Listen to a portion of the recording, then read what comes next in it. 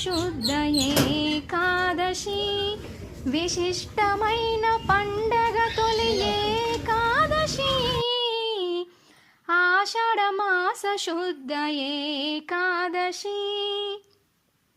తొలి ఏకాదశి రోజున విష్ణు